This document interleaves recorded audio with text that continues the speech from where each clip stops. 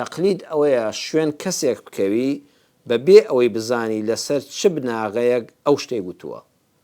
شوێن کەسێک دەکەوی هەر قسەی کردووە بەڵام بەڵگەی پێ نییە، بەڵگەکانی نیشان نەداوی، تۆش نازانی ئەو قسەیە بەڵگەدارە ئەگەر بابەتەکە شەرعی بێ، ئایا بەڵگەدارە بە قورئان و فەرمودەکانی پێغەمبەر و ڕێبازی پێغەمبەر صلی الله عليه وسلم.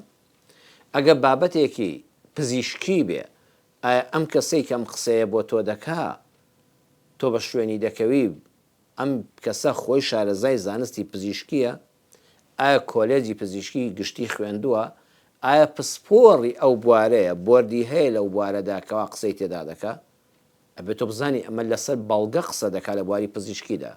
کەسێک بابەتێکت بۆ دەکاتەوە بابەتێکی یاساییە کە تۆ بە شوێن ئەوە دەڕۆی تەقلیدی دەکەیەوە، ئایا بەڵگەکانی لەبەر چاوە ئەم خۆی یاساناسە، کۆلێجی یاسای خوێندووە، ئایا ماڤناسێکە، ئایا پارێزەرە، ئایا دادوەرە، لێکۆڵەری دادیە، یان هەر لە خۆیەوە قسە لەسەر شت دەکات.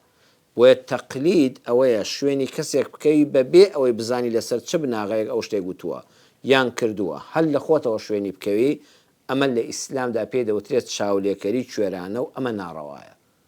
بۆیە لە هەموو بابەتەکانی دین و ژینماندا پێویستە بابەتێکی ئاینیت هەیە، بابەتی نوێژە، بابەتی ڕۆژووە، بابەتی زەکاتە، بابەتی حەج و عومرەیە، بابەتی جەنگ و جیهادە، بابەتی کڕین و فرۆشتنە، بابەتی میراتە، بابەتی شاهیدیە. ئەمانە هەموویان پێویستە خۆت هەوڵ بدەی لە قورئان و فەرمودەی پێغەمبەر صلی الله عليه وسلم بکۆڵیەوە لە ڕێبازی پێغەمبەرەوە ئیجتیهاد بکەیت. بەڵام ئایا وەکو یەکەم جار وتم هەموو کەس توانای ئەمەی هەیە بە دڵنیاییەوە نەخێت.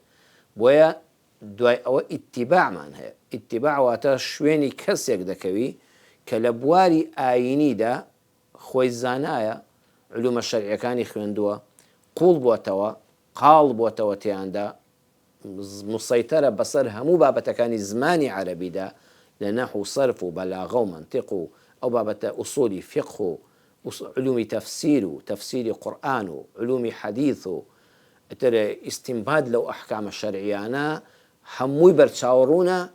تۆ دەڵێی وەکو پارویەکی ئامادە، وەکو کاکڵەیەکی گوێزی ئامادە خستوێتێ بەردەستم. ئێمە زۆر بەمان ئیتیباع دەکەین، ئەوە تا ئیتیباعی مەذهەبەکانین. ئیمامی شافعی ڕەحمەتی خوا لێ بێ وەکو مەذهەبی کوردی ئێمە ئەبوو حەنیفە، ئیمام مالک، ئیمام ئەحمەد و ئیمامە بەڕێزەکانی تر کە مەذهەبی خۆیان هەیە، وەکو ئیبن حەزم بە ڕەحمەت بێ، ئیبن تەیمیە، ئیبن القەییم، هەر یەکە لە بواری خۆیدا ئیجتیهاداتی تایبەتی خۆی هەیە و ئینسان ئەگەر شوێنیان کەوێت دڵنیایە ئەمانە لەسەر بەڵگە قسەیان کردووە.